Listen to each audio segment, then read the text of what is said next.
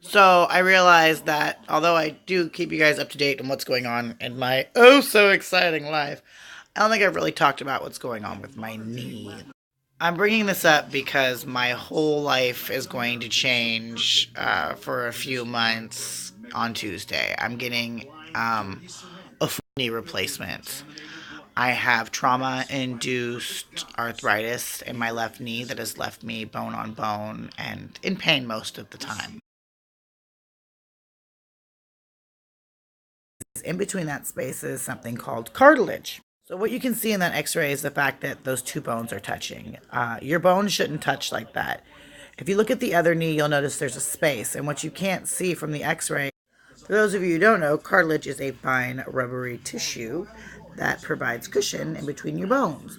And without it, people experience pain, stiffness, uh, just swelling, just a lot of negative symptoms.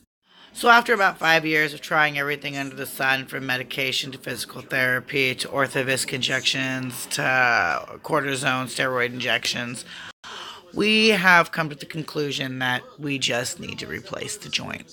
It's been a long road, a lot of weighing out pros and cons, but the general consensus is no matter what we do, we're putting off the inevitable, which is a knee replacement.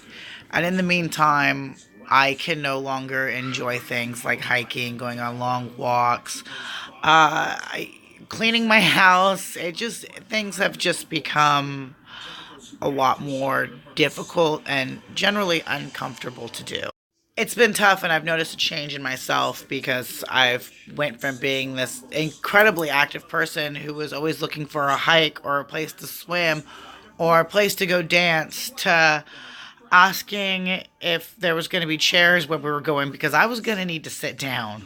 Not to mention the impact it's had on my mental health. Not being able to be as independent as I'd like to be, not being able to really do as many things for myself as I'd like to, and not being able to do things that make me happy, like going for hikes, going swimming, going out dancing. These are things that feeds my soul, and without them, I have noticed that my shine has dulled a little bit.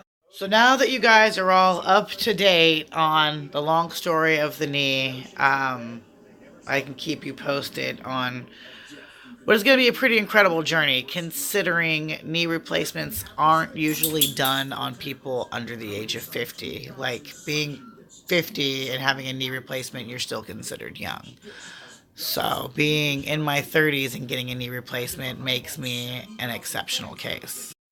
With that said, the next 4 days is dedicated to my knee joint that has carried me for my last 30 some odd years.